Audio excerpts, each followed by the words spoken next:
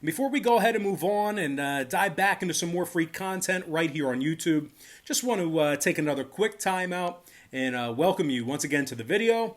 Got some lines and personal leans out for NFL Week 8. Can't believe it's Week 8 already. We're almost at the halfway point since there are 17 weeks in the official NFL season. But anyway, almost at the halfway point there. Now, before we dive into some more free content right here on YouTube, just got to quickly remind you once again that we are currently 3-1 in our last 4 daily best plays on patreon.com/BrockPage, and access to that content costs just $1.99. We're also hitting at 67% in our last 9 extra daily picks on that site as well. We currently have over 790 members signed up and active on that site.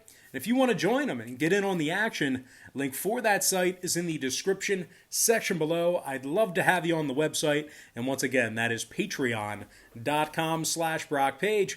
And moving on, we are going to take a look at, wow, that's all the way down there. We're going to take a look at the Steelers taking on the Ravens, 1 p.m. Eastern start time this Sunday.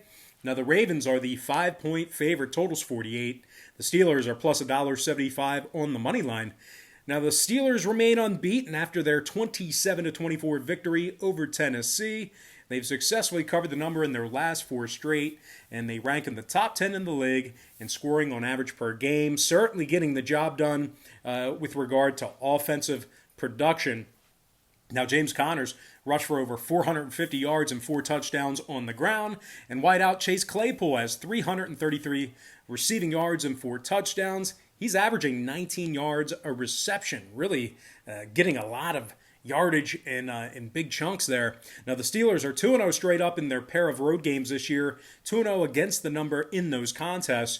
But the real story with this Pittsburgh ball club, believe it or not, has been their stifling defense. Very, very sound defensively. They're in the top 3 in fewest rush yards allowed per contest. They're giving up just 68 yards a game on the ground, and they also rank in the top 3 in fewest yards given up per play. Now, T.J. Watt has 5.5 sacks and 13 tackles for loss on the season. Steven Nelson also has 2 interceptions on the season, 21 total tackles. And linebacker Vince Williams currently leads the team in tackles with 32. This Pittsburgh defense, they've sacked the quarterback 26 times already, and they have 9 takeaways. So really getting to the quarterback a lot, causing all kinds of havoc. Now, they're taking on a Ravens squad who failed to cover the number in 3 out of their last 4, with 2 of those failures to cover coming against the likes of Philadelphia and Washington, 2 bottom feeder teams, very bad football teams, and Baltimore could not get the job done for their backers. Now, Baltimore's in the bottom 3 in the league in passing yards, bottom 10 in offensive time of possession at home. Lamar Jackson's thrown for just 189 yards a game, and he's been sacked 15 times. Kind of hard to believe, as elusive as he is, but he's been sacked 15 times. Now, Ingram, Wolf, Levine, Moore, Averett, and Phillips are all questionable for the Ravens. Mike Hilton and Derek Watt are listed as questionable for the Steelers. And when it comes to the total in this one, all 3 of Baltimore's home games this season stayed under the posted total. Meanwhile, the Steelers on the other side have gone 2-0 to the under when they travel themselves. Give me the Steelers plus 5, getting the job done against the number, and the under 48 points in that ball game. All right, next matchup we're going to take a look at. It is going to be, we're going to find it. There it is. Patriots, Bills, 1 p.m. Eastern start time.